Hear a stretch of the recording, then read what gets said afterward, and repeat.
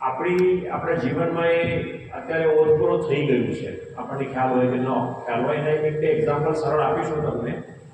તો જ્હોન મેકાર્ટી એ એક મોટા સાયન્ટિસ્ટ થઈ ગયા 1960ના દાયકામાં. એમણે આ વાત કરી હતી કે આપણે એવા કોમ્પ્યુટર અંગે વિચાર કરવો જોઈએ કે જે પોતે વિચારી શકે. એટલે તમે વિચાર કરો કે એ સમય દરમિયાન જ્યારે કોમ્પ્યુટર હજી આવ્યા પણ નહોતા 1960માં. આખી દુનિયામાં માત્ર મેઇન ફ્રેમ કોમ્પ્યુટરો હતા અને બહુ ઓછી જગ્યાએનો ઉપયોગ થતો હતો, ડિફેન્સમાં અને એવી બધી જગ્યાએ. તો લોકો એ વખતે કોમ્પ્યુટર જોયા પણ નહોતા ત્યારે જ્હોન મેકાર્ટીએ એવું કહ્યું કે ભવિષ્યમાં એવા કોમ્પ્યુટરો આવશે કે જે પોતે વિચારશે. એટલે આ માણસને બહુ જીનિયસ કહેવામાં આવે છે અને એમણે જે રીતે વિચાર્યું એ વખતે એના આધારે અત્યારે આપણી આખી દુનિયા આર્ટિફિશિયલ ઇન્ટેલિજન્સના સંદર્ભમાં વિચારી રહી છે. એટલે એમને આપણે ક્રેડિટ આપવી જોઈએ, એમના વિશે આપણે ભૂલવું ન જોઈએ. જ્યારે આપણા રમેશભાઈ બોલતા હતા કે બધા ગૂગલ તો તમે ઉપયોગ કરો છો, ગૂગલ બિંગ કે જે બધા સર્ચ એન્જિન છે, તો તમે એમાં જઈને આમના વિશે થોડુંક જાણો, આમને શું શું કર્યું હતું. Next please. કેટલીક સ્લાઇડો ઝડપથી જવા દઈશ, ઘણી બધી સ્લાઇડો છે અને બધી સ્લાઇડ વિશે નહીં બોલી શકાય. આ સ્લાઇડ એવું કહે છે જે વાંચી નથી શકાતી, તમારાથી દૂર છો તમે, તો એપ્લિકેશન્સ કહે છે. એઆઈ આર્ટિફિશિયલ ઇન્ટેલિજન્સના કેટલા વિનિયોગો છે. તો દરેક ક્ષેત્રમાં આર્ટિફિશિયલ ઇન્ટેલિજન્સનો ઉપયોગ થઈ રહ્યો છે. એક પણ ક્ષેત્ર બાકી નથી કે જ્યાં અત્યારે આર્ટિફિશિયલ ઇન્ટેલિજન્સનો ઉપયોગ થતો ન હોય. એટલે આપણે આવતી 5-10 મિનિટમાં એ સમજવા પ્રયત્ન કરીશું કે આ પદ બન્યું કઈ રીતે, એની વ્યાખ્યા શું છે અને એના મુખ્ય ઘટકો કયા છે એની વાત કરીશું અને થોડીક એપ્લિકેશન જોઈશું. જો એ રન થશે તો બતાવીશ. Next please. હવે એગ્રીકલ્ચરનું જે મહત્વ, ખેતીનું મહત્વ ઘણું બધું છે અને ઘણા બધા ડેટા અહીં મૂક્યા છે. આ દુનિયાની જે વસ્તી છે ને 9.7 બિલિયન 2050ના અંતે થવાની છે. આપણે કહીએ છીએ ને ભારતની વસ્તી અત્યારે 140 કરોડની થઈ ગઈ છે અને આપણે ઈચ્છીએ કે ન ઈચ્છીએ અત્યારે દુનિયાનો સૌથી વધારે વસ્તી ધરાવતો દેશ આપણે બની ગયા છીએ. આપણે ચીનને પણ એમાં પાછળ મૂકી દીધું છે. સવાલ એ છે કે આજે વસ્તી વધી રહી છે એને ખાવાનું કોણ પૂરું પાડશે. અને અહીં ઘણા બધા વિદ્વાનો બેઠા છે, અમૃતભાઈ બેઠા છે, એમને બી પૂછી શકો કે ખેતીની જે પ્રોડક્ટિવિટી છે, ઉત્પાદકતા એ ઘટી રહી છે. ખેતીમાં કોઈને રસ નથી. હમણાં અમે થોડી વારમાં હું અને અમારા પિતાજી ગામ જઈશું. ગામમાં કોઈને ખેતી કરવી નથી. તમારા જેવા જે પણ યુવા મિત્રો ગામમાં છે એમને ગામમાંથી નીકળી જવું છે. તો આ કરશે કોણ એ મોટો પ્રશ્ન છે અને આના વિશે કોણ વિચારે છે એ પણ બીજો મોટો પ્રશ્ન છે. તો આખી દુનિયામાં આ વિશે બહુ મોટા પાયે ચર્ચા થઈ રહી છે. એટલે એક વસ્તુ એ છે કે ઉત્પાદકતા જો નહીં વધે ને તો આટલી બધી વસ્તીને આપણે ખાવાનું નહીં પહોંચાડી શકીએ. આ સૌથી મોટો પ્રશ્ન છે. એટલે એના અંગે પણ કેટલીક સ્લાઇડો બતાવવાનું છું કે જે અંગે થોડું કામ થઈ ગયું છે. Next please. અને જવા દઈએ કે તમે બધા કૃષિને જાણો છો, એના વિશે મારે બહુ વાત નથી કરવી. એના ઘણા બધા તબક્કા છે. દરેક તબક્કાના અલગ અલગ ફેઝ હોય છે. એમાં ઘણું બધું કામ કરવાનું હોય છે. એટલે એના વિશે તમે થોડીક જાણકારી મેળવી લેજો તો તમને ખ્યાલ આવશે કે હું શેની વાત કરું છું. Next please. હા, અહીં આપણે થોડું અટકીએ. તો આર્ટિફિશિયલ ઇન્ટેલિજન્સ થોડું તમને દેખાવામાં તકલીફ પડી રહી છે, પણ મેં પહેલાં લખ્યું છે ક્રોપ, પ્લેટફોર્મ અને પછી ડેટા. તો પાક ખેતરમાં વાવી દેવામાં આવે અને ખેતરમાં જ્યારે પાક વાવવામાં આવે તો પાકને લગતી માહિતી આપણે મેળવવી હોય, માનો કે આ લેપટોપ પર આપણે માહિતી લેવી હોય અથવા કોમ્પ્યુટર પર માહિતી લેવી હોય, તો ખેતરમાં તો પાક થઈ ગયો છે ત્યાં આપણે સેન્સર મૂકવા પડે. એટલે તમને નવાઈ લાગશે ઘણા બધાને કે હવે એવી એપ્લિકેશનો છે કે સામાન્ય મોબાઈલ ફોન, જેમાં ભાઈએ અત્યારે મોબાઈલ ફોન મૂક્યો છે અને લાઈવ સ્ટ્રીમિંગ થઈ ગયું છે, એમ આવા નાનકડા ડિવાઇસથી પણ તમે આખા ખેતરને અથવા ખેતરના ભાગને ધ્યાનથી જોઈ શકો છો. માનો કે માણસ નહીં જોવે ને તો યંત્રો જોશે, એ પણ બતાડીશ તમને. એટલે માણસનો વિકલ્પ તરીકે યંત્રો આવી રહ્યા છે. કેમ કે સૌથી મોટો પ્રશ્ન એ છે કોઈ બી સંસ્થામાં કે માણસોનું સંચાલન સૌથી અઘરું છે. યંત્રોનું સંચાલન સૌથી સરળ છે, કારણ કે યંત્રોને જે કહેવામાં આવે છે બધું કરતા હોય છે. તો આ બધી ચેલેન્જ છે તમારી પેઢી સામે. અને બીજી એક ચેલેન્જ તમને કહું કે જે તમને થોડી ભયભીત કરશે એ છે કે આખી દુનિયામાં, તમે બધા ચેટ જીપીટી ને બધું સાંભળી રહ્યા છો, આખી દુનિયામાં મિડલ મેનેજમેન્ટનું જે કામ છે ને એ જઈ રહ્યું છે. એની જરૂરત નથી એ પ્રકારના માણસોને. તો ખેતીમાં પણ એ બનવાનું છે. ખેતીમાં શું છે? પાક છે, ખેતર છે. ખેતરને મોનિટર કરવા માટે કેમેરા, સેન્સર્સ, એવડા નાના નાના સેન્સર, આવડા નાના સેન્સર હોય એ તમે લગાડી દો એટલે ખેતરમાં અલગ અલગ જગ્યાએ લગાવવા પડે. આપણે જેવો પાક જેવું ખેતર એની ચર્ચામાં નથી જતા. અમે તો અમારા ત્યાં સેન્સર એટલે શું એ ભણાવીએ છીએ, અને સેન્સર અલગ અલગ જાતના છે. એટલે એવું જરૂરી નથી કે સેટેલાઇટ થ્રુ ડેટા લેવા. આપણે એકદમ નાનકડું સેન્સર, આટલું નાનકડું બટન જેટલું, એ સેન્સર આપણે મૂકી દઈએ તો એ લગભગ આ ભાઈઓ બેઠા છે ત્યાં સુધીનો જેટલો બી પાક છે બધા પાકના જે પિક્ચર છે એમાં આવ્યા કરે અને એ ડેટા બધા ટ્રાન્સમિટ કર્યા કરે. તો ટેકનોલોજી આટલી ક્ષમતા ધરાવતી થઈ ગઈ છે. એટલે મારે અથવા અમૃતભાઈ ધારો કે 100-200 એકરનું આયોજન કરતા હોય તો એમણે ઢગલાબંધ માણસો રાખવાની જરૂર નથી. હવે નાના નાના સેન્સર તમે ઇમ્પ્લાન્ટ કરી દો અલગ અલગ જગ્યાએ તો એ ખેતરના બધા ડેટા મોકલી આપશે. તો અહીં મેં જે લખ્યું છે ને પ્લેટફોર્મ અને ડેટા, એ બે ભાગ એવો છે કે જે કોમ્પ્યુટર દ્વારા ડેટા લેવામાં આવશે. અને હવે તમે એક વસ્તુ સમજી લો, જે જ્હોન મેકાર્ટીએ કહ્યું કે કોમ્પ્યુટર પાસે ડેટા આવી જાય પછી કોમ્પ્યુટર બધું જ કરી શકશે. હું તમને એક એપ્લિકેશન પણ બતાવીશ, તમને બહુ નવાઈ લાગશે એપ્લિકેશન જોઈને કે આવી એપ્લિકેશનો પણ બની ગઈ છે, એનો ઉપયોગ થઈ રહ્યો છે કે જ્યાં માણસને દૂર કરી દેવામાં આવશે ખેતીના ક્ષેત્રમાં. તો ડેટા આવી જાય કોમ્પ્યુટર પાસે તો પછી કોમ્પ્યુટર બધી જ પ્રકારના જે બધા પ્રકારના જે નિર્ણયો કરવાના થાય, અથવા ખેડૂતોને મદદ કરવાની થાય, અથવા મોટા જેની પાસે મોટા ખેતરો છે, ગ્રામ ભારતી, લોક ભારતી, એના મેનેજરો બહુ ઓછા માણસની મદદથી મોટા મોટા ફાર્મ, મોટા મોટા ખેતરોનું સંચાલન કરશે. તો આ સ્લાઇડ એના માટે છે. Next please. આ જવા દઈએ. હવે ઘણા બધા ડેફિનેશન છે. આજે મેં જોયું રમેશભાઈ એક વ્યાખ્યાન રાખ્યું છે કે ખેતીમાં ડ્રોનનો ઉપયોગ. તો ડ્રોન જે છે ને, ડ્રોન ઉપર ઉડે છે અને ડ્રોનની મદદથી આજકાલ ખાતરની દવા તો છંટાય છે, પણ ડ્રોનનો ઉપયોગ મોનિટરિંગમાં પણ થઈ રહ્યો છે. એટલે બે વસ્તુ યાદ રાખો કે નાના નાના સેન્સરની મદદથી તમે જમીન લેવલના ડેટા મેળવો છો, અને ડ્રોનની મદદથી તમે ડ્રોનને ઉપર હવામાં ઉડાડી અને તમારે જે ડેટા લેવા છે એ ડેટા લઈ રહ્યા છો. અને ડ્રોન ક્ષેત્રમાં ઘણી બધી ક્રાંતિ થઈ રહી છે અને એના આધારે જે ડેટા મળવા જોઈએ આપણને એ મળી રહ્યા છે. હવે એક બે સ્લાઇડ આગળથી હું કેટલીક વસ્તુ સમજાવું પછી નેક્સ્ટ પ્લીઝ. આવી જવા દઈએ. હા, અહીં આવીએ આપણે.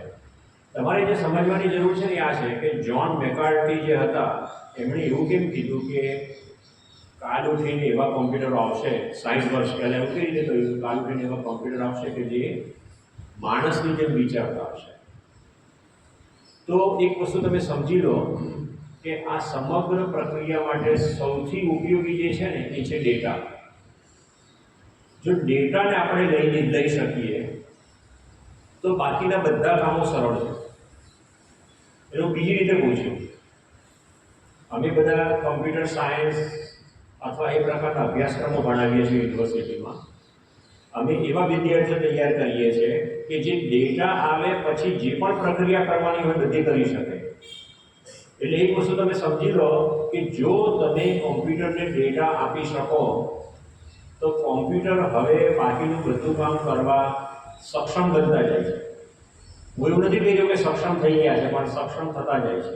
આ બીજો મુદ્દો સમજો. એટલે આર્ટિફિશિયલ ઇન્ટેલિજન્સ એ છે શું એના વિશે 2 મિનિટ શાંતિથી વાત કરું અહીં આગળ. તો આર્ટિફિશિયલ ઇન્ટેલિજન્સ એ જાદુ નથી. મેં કીધું કે એનો મુખ્ય પાયો ડેટા છે. હવે આ ડેટા એટલે શું? ડેટા એટલે કોઈ પણ જાતની જેને કહેવાય ને કાચી સામગ્રી. મને તરત ગુજરાતી શબ્દો ન પણ જડે ક્યારેક.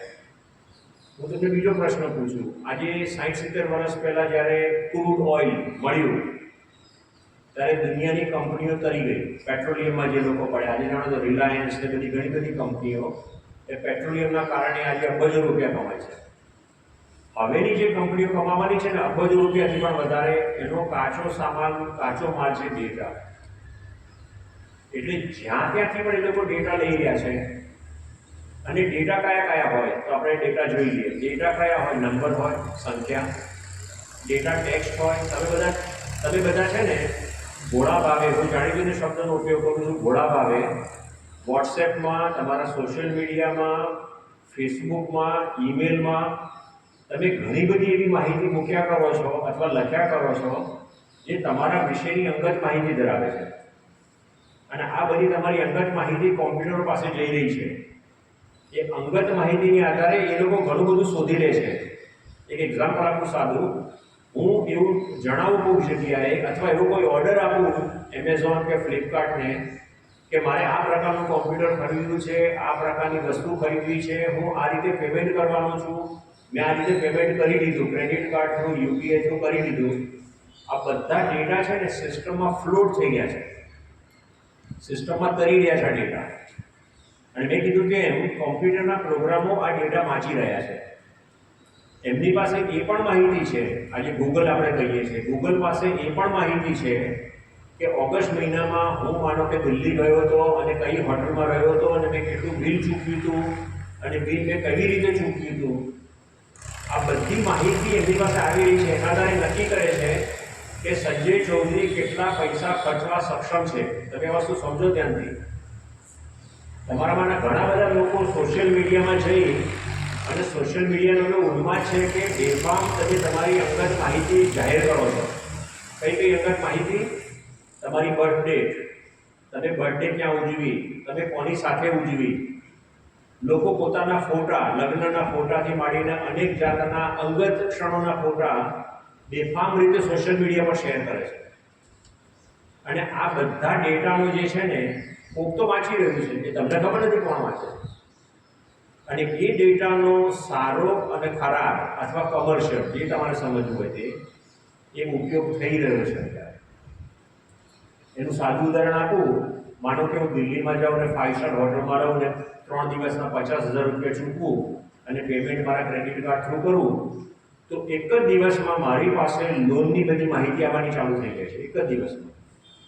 તો લોન આપનારી કંપનીઓને કોણે કહ્યું કે આમની પાસે જાઓ તમે? મેં તો નહોતું કહ્યું. તો ફરીને હું પાછો આવું છું કે કોમ્પ્યુટર પ્રોગ્રામો માટે કાચી સામગ્રી છે ડેટા. એટલે આપણે ફરી જોઈ લઈએ. સંખ્યા, નંબર્સ, ટેક્સ્ટ. ટેક્સ્ટના મેં ઘણા બધા ઉદાહરણો આપ્યા તમને.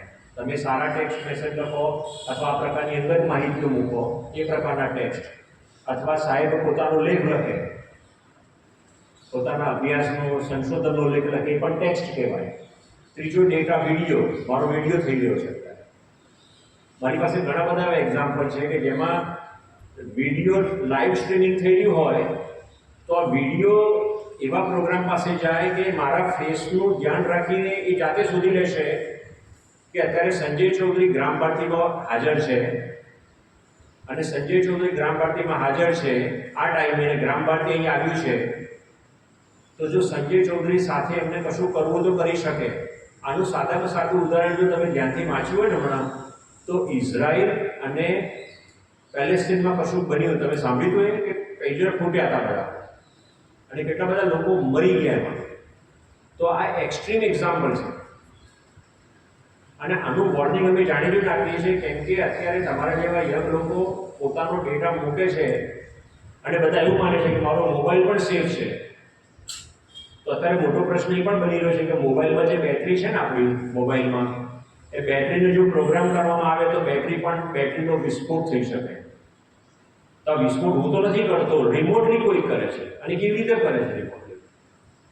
જો તમે આવા એક્સ્ટ્રીમ ટાઈપના એક્ઝામ્પલ સમજતા થઈ જાઓ ને તો તમને એ ખ્યાલ આવે કે જો ઇઝરાયલ જેવો નાનકડો દેશ એના કહેવાતા દુશ્મનના લોકોને પેજર એટલે તમને કદાચ ખ્યાલ હોય તો પેજર એવી ડિવાઇસ છે કે જેમાં ખાલી ટેક્સ્ટ મેસેજ મોકલવામાં આવે છે. આપણા મોબાઈલમાં તો વિડીયો પણ આવે. પેજરમાં તો ખાલી ટેક્સ્ટ મેસેજ જાય. જેમ કે આ સાહેબ 20 કિલોમીટર દૂર હોય અમે બી પેજરનો ઉપયોગ કરતા હોઈએ તો એમને પેજર પર મેસેજ મોકલી આપો કે હું બપોરે તમારા ખેતરમાં આવું છું. તો હું બપોરે તમારા ખેતરમાં આવું છું એ ટેક્સ્ટ મેસેજ એમની પાસે ગયો. તો ઇઝરાયલની કંપનીઓને ખબર પડી ગઈ કે આ બંને જગ્યામાં કઈ જગ્યાએ મળવાના છે અને એમણે આખી વસ્તુને હેક કરી. તો હેકિંગ જે છે ને એ બહુ એક્સ્ટ્રીમ એક્ઝામ્પલ છે, પણ એમાંથી તમે બચી નહીં શકો. તો જો ઇઝરાયલની કંપનીઓ ડેટાનો આ રીતે ઉપયોગ કરી શકતી હોય તો એવા પ્રોગ્રામ તો છે જ કે જે હું કહું છું કે તમે ડેટાનો ઉપયોગ કરો, તમારા ખેતરમાં આવા સેન્સર, આવા વિડીયો કેપ્ચર કરનારી યુનિટ રાખો. અને તમે કદાચ ખબર નથી, મેં કદાચ તમે પૂછી શકો રમેશભાઈ જો બતાવે તમને, તો હવે ગ્રીન હાઉસ આવી ગયા છે, right? Automatic, semi automatic, manual green house. આપણા ભારતમાં ખાસ કરીને જે બધા ગ્રીન હાઉસ છે બધા મેન્યુઅલ અથવા સેમી ઓટોમેટિક છે, પણ પરદેશમાં એવા ગ્રીન હાઉસ છે. ઇવન બેંગ્લોર સાઈડ પર, જો તમે બેંગ્લોર સાઈડ જાઓ તો જોવા જજો ખાસ, એવા ગ્રીન હાઉસ છે કે તમે ખેડૂત છો, તમારે કોઈ માણસ નથી રાખવા, તમે સંપૂર્ણપણે ફૂલ્લી ઓટોમેટિક ગ્રીન હાઉસ રાખો અને કયા સમયે કેટલું પાણી આપવું, કેટલું ખાતર આપવું, કેટલા માઇક્રો ન્યુટ્રિયન્ટ આપવા, કેવી રીતે આપવા, એનું હાર્વેસ્ટિંગ કેવી રીતે કરવું, આ બધું મશીનો જાતે કરે છે. એના કેટલાક પિક્ચરો બતાવું છું હમણાં થોડીક જ વારમાં. તો આ બધું બની રહ્યું છે. તો તમે એક્સ્ટ્રીમ એક્ઝામ્પલથી ચાલુ કરો કે ઇઝરાયલે એ પ્રિસિશનથી કેવી રીતે પેજર દ્વારા એના દુશ્મનોને હેરાન કર્યા, કારણ કે લડત થઈ રહી છે એમની. તો એ જ રીતે તમે દુનિયાના કોઈ પણ ખૂણે બેઠેલા માણસ દ્વારા એના દ્વારા જે પણ ડેટા બનાવવામાં આવે છે એ ડેટા પર તમે પ્રક્રિયા કરી શકો છો. આ વસ્તુ યાદ રાખજો. તો બધી વાતો નહીં કરું, મેં તમને જે કીધું ને એમાં બધા ફેઝ આવી ગયા. ડેટા એક્વિઝિશન એટલે ડેટા મેળવવો. ડેટા મેળવવાના અનેક રસ્તા છે. પછી ઘણા બધા ફેઝ છે કે ડેટા પર પ્રોસેસિંગ કરો, કારણ કે બધો ડેટા કામનો નથી. જે ડેટા કામનો છે એટલો જ લો. શું પ્રોસેસિંગ કરવું એની થિયરીમાં આપણે નથી જવું, નહીં તો એમાં કલાકો જાય આપણા. પછી તમારે છે ને જે અહીં સમજવાનું છે એ છે કે ડેટા તો આવી રહ્યા છે, કોમ્પ્યુટરો પાસે ડેટા આવી રહ્યા છે. તો કોમ્પ્યુટર પાસે શું હોય છે? કોમ્પ્યુટર પાસે એક શબ્દ યાદ રાખજો, મોડલ. મોડલ એટલે કોમ્પ્યુટર પ્રોગ્રામ. કોમ્પ્યુટર પ્રોગ્રામ એટલે કોમ્પ્યુટર સાયન્સ અને એન્જિનિયરિંગ જે લોકો ભણે છે એ લોકોનું એક કામ છે, એ લોકો પ્રોગ્રામ લખે છે. પ્રોગ્રામ શું કરે છે? હું સાદી વ્યાખ્યા આપું છું. પ્રોગ્રામનું એક જ કામ છે, ડેટા લો, ડેટા પર પ્રોસેસિંગ કરો, એનું આઉટપુટ જનરેટ કરો. તો ખેતીનો ડેટા લઉં, ખેતીનું પ્રોસેસિંગ કરું, ખેતીને લગતું આઉટપુટ આપું. હું સ્ટોક એક્સચેન્જનો ડેટા લઉં, સ્ટોક એક્સચેન્જના ડેટા લઉં, સ્ટોક એક્સચેન્જને લગતું પ્રોસેસિંગ કરું અને પછી મારા કસ્ટમરને કહું કે આ શેરનો ભાવ આટલો ગયો છે માટે લઈ લો, અથવા આ સ્ટોક અઠવાડિયા પછી પડી જવાનો છે, અત્યારે વેચી નાખો. તમે નહીં માનો, આ બધું અત્યારે બેઠા બેઠા સામાન્ય મોબાઈલ અથવા સામાન્ય લેપટોપ પર હું કરી શકું છું. હું જો ઇન્વેસ્ટર હોઉં તો મારા મોબાઈલમાં એવી એપ્લિકેશનો છે કે જે મને કહે છે કે એક અઠવાડિયા પછી આ શેરનો ભાવ ઘટવાની શક્યતા છે, તમારે જો વેચવું હોય તો વેચી નાખો. તો આને આગાહી કહેવામાં આવે. આપણે આજકાલ છાપામાં વાંચીએ છીએ કે અંબાલાલભાઈ આગાહી કર્યા કરે છે 26, 27, 28 વરસાદ આવવાનો છે. એ સાયન્ટિફિક આગાહી નથી. સાયન્ટિફિક એટલે વૈજ્ઞાનિક નથી. એ એમને કંઈ વર્તારા મળે છે એના આધારે કરે છે. પણ મેં આ તમને જે કીધું ને કે સ્ટોક એક્સચેન્જમાં ભાવ વધવાના છે કે ઘટવાના છે, એ સાયન્ટિફિક મોડેલ મેં જે તમને કીધા.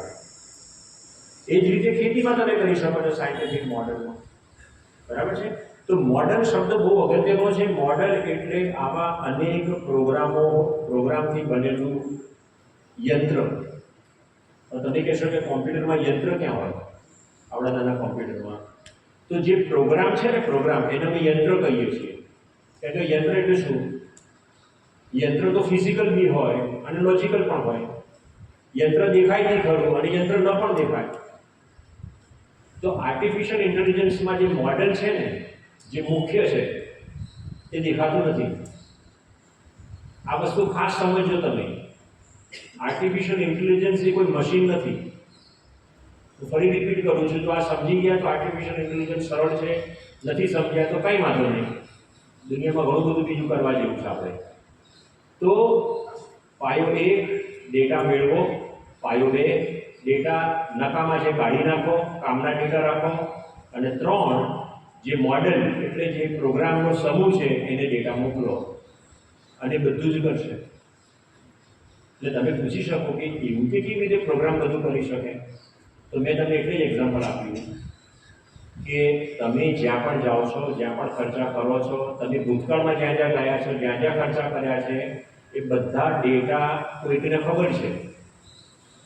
એના આધારે એ તમારા વિશે આગાહી કરી શકે છે. સમજી ગયા તમે હું શું કહું છું? એના આધારે શું કરી શકે છે? એ લોકો પ્રોગ્રામ તમારા વિશે આગાહી કરી શકે છે.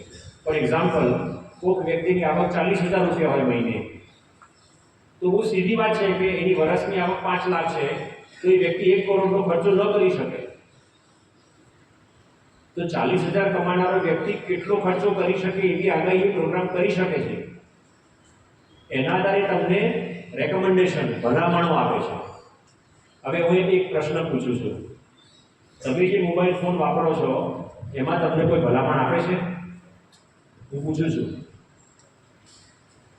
તમે બધા અલગ અલગ પ્રકારના મોબાઈલ વાપરો છો ને, એન્ડ્રોઈડ ફોન વાળા વાપરો છો, કેટલાક કદાચ એપલ ફોન વાપરતા હોય. તો આ શબ્દો સાંભળ્યા તમે ક્યારે? SIRI, સીરી. મારી પાસે જે મોબાઈલ છે ને, આ મોબાઈલ એપલનું, એમાં સીરી ચાલુ છે અત્યારે. SIRI. પછી માઇક્રોસોફ્ટનું પોતાનું એક આવું એક સીરી જેવું છે. આ સીરી સાંભળે છે એટલે શું કરે છે ખબર તમને? જો દેખાતું નથી તમને એની અંદર, પણ હમણાં હું થોડું મોટેથી બોલીશ ને તો સીરી મને પૂછશે કે સંજય ચૌધરી તમે કેમ ગુસ્સે થઈ ગયા? તો આ શેનું ઉદાહરણ છે તમે મને કહી શકો? સીરી શું છે? AI. Very good. એ શેનો પ્રોગ્રામ છે? અચ્છા, એને કઈ રીતે ખબર પડી કે આ સંજય ચૌધરી બોલે છે? કેમ કે એ સતત મને સાંભળે છે. મેં ખરીદ્યું ત્યાંથી મને સાંભળે છે. એટલે સમજો તમે વસ્તુ, અને આ જે મોબાઈલ હું આ સાહેબને આપી દઉં અને એક અઠવાડિયું એમના પાસે રાખે તો સીડી સમજી શકે કે આ સંજય ચૌધરી નથી બોલતા, પણ કોણ બોલે છે? બીજા ભાઈ બોલે છે. તો સીરીએ કયો ડેટા લીધો? મારા વિષયનો, મારા અવાજનો ડેટા લીધો. એ કીધું વિડીયો, ઓડિયો. તે ઓડિયો પર બી પ્રોસેસ કરી શકે. તો આપણી નાનામાં નાની ડિવાઇસમાં પણ હવે આર્ટિફિશિયલ ઇન્ટેલિજન્સના પ્રોગ્રામ આવી ગયા છે. એક સાદી જોબ માટે, કારણ કે ટેકનોલોજી અને આ બધું બહુ ગંભીર થઈ જતું હોય છે. વચ્ચે કેવો કેસ એલેક્સા, એવું સાંભળ્યું છે નામ તમે લોકોએ કદાચ? તો એક એવો રસપ્રદ કેસ બન્યો હતો કે આજકાલ બધા ઘણા લોકો પોતે મોડર્ન હોવાના નામે ગેજેટ્સ બધા વાપરે છે, ઘરમાં ગેજેટ્સ મૂકે. તો એલેક્સા શું કરી શકે? એલેક્સા તમારા ઘરમાં પંખો જે હોય ને, પંખો, તમે એલેક્સાને કહી શકો ઓફિસમાંથી કે એલેક્સા મારા આ બેડરૂમમાં જ્યાં પંખો ચાલે છે એને બંધ કરી દે, એવું કહી શકો તમે. તો એલેક્સા જે છે એ ઇન્ટરનેટ પર સતત ચાલુ હોય છે. ઇન્ટરનેટ નેટવર્ક છે, એ કમ્પ્યુટર છે, એવું કહું છું. તો હસબન્ડ વાઈફ ઝઘડતા હતા. આમે હસબન્ડ વાઈફને છૂટ હોય છે ઝઘડવાની. તો હસબન્ડ વાઈફ ઝઘડતા હતા, તો એલેક્સાએ બધું રેકોર્ડ કરી નાખું, ક્યાં મોકલી આપ્યું? ઇન્ટરનેટ પર. અને લોકોએ સાંભળ્યું પણ.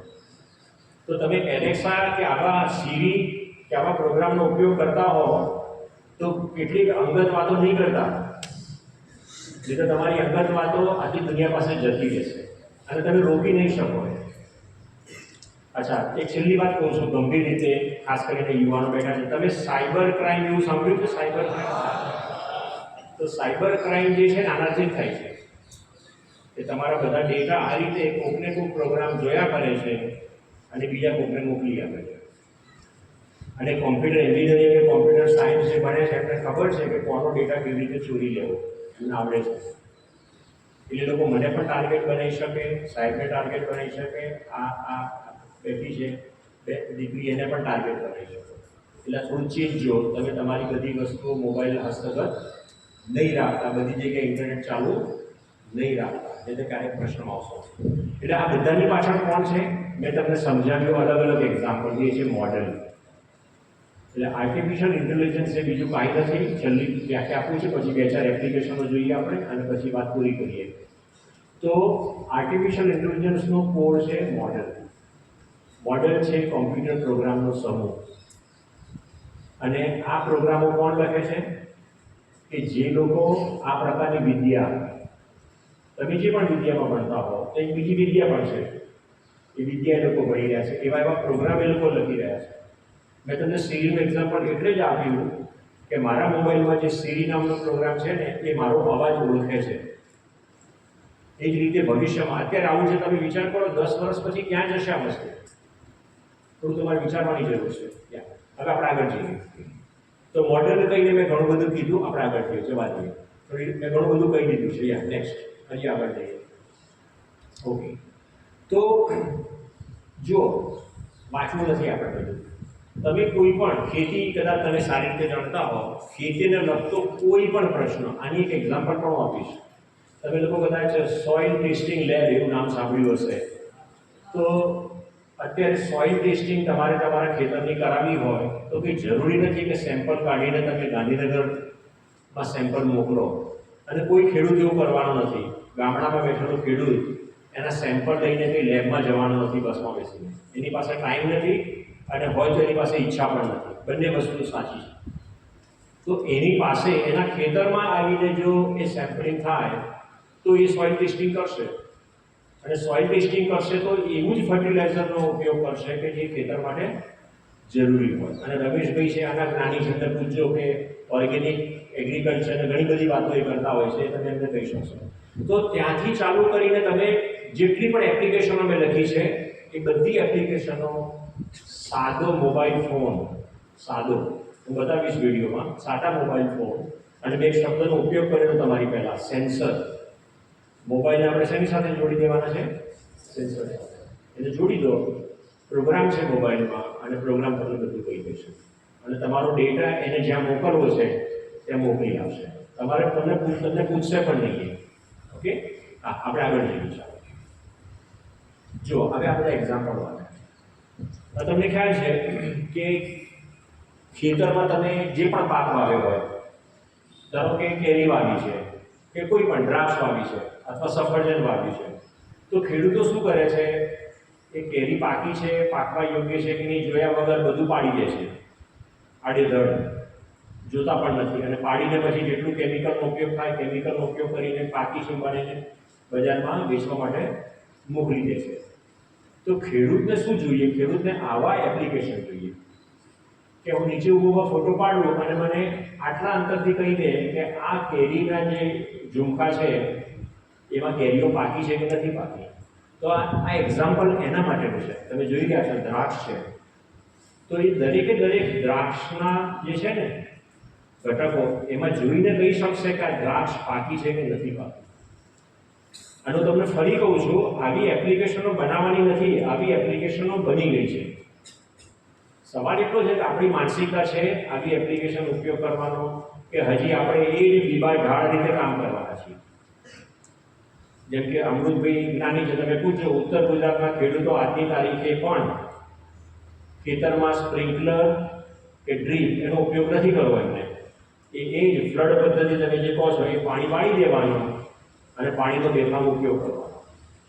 તો જો ટેકનોલોજી ઘણું બધું કરી શકે, પણ એના માટે આપણી સજ્જતા હોવી જોઈએ. અને તમે યુવાનો છો, તમે જો અત્યારથી સજ્જ થશો તો કરી શકશો. બાકી તમે પણ એ રીતે બીબાઢાળ રીતે ચાલશો તો આવી અનેક એપ્લિકેશનો અવેલેબલ છે, એનો ઉપયોગ નહીં કરો. અને બધા ફોટા જે છે ને એ મોબાઈલ ફોનથી લેવામાં આવેલા છે. આના માટે કોઈ હાઈફાઈ કેમેરા નથી લેવામાં આવ્યા. એટલે આપણે તમને કહી દઉં. Next please. હવે આપણે હમણાં પેલી વાત કરી હતી ગ્રીન હાઉસની, તો રોબોટ્સ આવી ગયા છે. અને તમને નવાઈ લાગશે, તમારે મારી પાસે બીજા વિડીયો ઘણા બધા છે પણ આજે સમય નથી બતાવવાનો. એવા એક્ઝામ્પલ છે પરદેશના દેશોના કે જ્યાં માણસો નથી ખેતી કરવા માટે. હું ગયો છું એવા ખેતરો પર. અમેરિકામાં આયોવા સ્ટેટ ગુજરાત કરતાં મોટું છે વિસ્તારની રીતે, અને એની વસ્તી માત્ર 40 લાખ છે. તમે વિચારી શકો, જરા વિચાર કરો, ગુજરાત કરતાં પણ મોટું રાજ્ય અને વસ્તી કેટલી? 40 લાખથી પણ છે. અને ખેતીમાં એ લોકો બહુ જ મજબૂત છે. અને ત્યાંની તમે એમની ખેતી જુઓ તો સંપૂર્ણપણે મશીન આધારિત છે.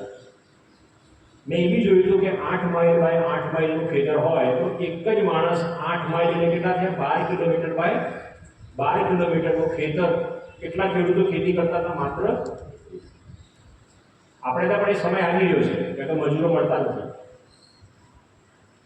આપણે પાસે એવા ખેતરો નથી, આપણે તો વીઘા જેટલા કે 2 વીઘા કે 3 વીઘા. તો આપણે નાની ટેકનોલોજી લાવવાની છે. તો નાની ટેકનોલોજી માટે આ ડિવાઇસ તમે જે જુઓ છો ને એ ઘણી ઉપયોગી છે. બરાબર. તો આ પ્રકારના યંત્રો આવી ગયા છે, નાનાથી એકદમ નાના થી માંડીને એકદમ મોટા. મિહિરભાઈ જ્યારે તમને ડ્રોનની વાત કરે ને તમે એમને પૂછજો કે ડ્રોન કેવા કેવા પ્રકારના હોય છે અને કેવી રીતે એને આપણે ચલાવવાના હોય છે. Next please. એટલે આ બધા જે છે ને રોબોટ કેમાં કામ લાગે? રોબોટ બિયારણ વાવે, રોબોટ જે છોડ પાસે જાય અને છોડમાંથી જે ફળ બરાબર થયું હોય ફળને એને શું કહેવાય, એને ઉપાડી લે, એને તોડે. પછી તમે જમણી બાજુ ઉપર જો જુઓ ને એ બહુ સરસ એક્ઝામ્પલ છે. આજકાલ તમે ગામડામાં જઈને પૂછો કે ભાઈ નિંદામણ થયું છે તો મોટાભાગના ખેડૂતો કહેશે દવા છાંટો. હવે આપણે જાણીએ છીએ કે ઝેરી દવાનો જે ઉપયોગ થાય છે એનાથી કેન્સર વધી રહ્યું છે, પણ કોઈને ચિંતા નથી એની. આપણને પણ નથી તો શા માટે ખેડૂતોને હોય? હું જાણી લઈને આ પ્રશ્ન કરું છું. આપણને ચિંતા નથી તો ખેડૂતો શા માટે ચિંતા કરે? તમે જો જાણતા હો તો પંજાબમાં સૌથી મોટો પ્રશ્ન શેનો છે? કેન્સરનો. કે કેમિકલ ફર્ટિલાઇઝર અને દવાઓનો બેફામ ઉપયોગ કરે છે. તો એ જે જમણી બાજુ ઉપર ઉદાહરણ છે ને એ રિન્યુએબલ એનર્જી એટલે સોલર પેનલ છે અને નાનકડું મશીન છે જે તમારા જેવા વિદ્યાર્થીઓ પણ બનાવી શકે, કંઈ અઘરું નથી. અને ખેતરમાં ફરે છે અને જ્યાં જ્યાં નિંદામણ છે એ ચૂંટી લે છે. અને આ પ્રકારના જેને કહેવાય ને નિંદામણ માટેના નાનકડા રોબોટ, જેનો બહુ ખર્ચો 1000માં જ થાય, એ લાખો રૂપિયાનો ખર્ચો ન થાય. અને રિન્યુએબલ એનર્જી એટલા માટે છે કે વીજળી ના હોય તો પણ ખેતરમાં ચાલશે. તો આ પણ આવી ગયું છે. Next please. આપણે આગળ જઈએ, જવા દો હવે. આ ડ્રોન તો તમે જોવાના છો કે તમને ઘણો બધો ખ્યાલ આવશે અને ડ્રોનની મદદથી તમે ઘણું બધું કરી શકો છો, એ પણ કરજો. નેક્સ્ટ. હા, હવે આપણે પેલી એપ્લિકેશન પર જઈ શકશો ભાઈ, બ્રાઉઝર પર. પેલા બ્રાઉઝર પર હતો ને હું ત્યાં જાઉં તો કંટ્રોલ ટેબ દબાવીને. હવે છે ને એક બહુ એક્ઝામ્પલ નથી બતાવતો હું તમને. કિસાન.ai. કિસાન.ai છે ને એ એવો યુવાન મિત્ર છે, હું ઓળખું છે એને. 2010માં જ્યારે હું અમેરિકામાં હતો ત્યારે આ ભાઈ પ્રતિક દેસાઈ એ સુરતના છે. તો અમેરિકાની એક યુનિવર્સિટીમાં એ પીએચડી કરતા હતા અને અમે મળ્યા હતા.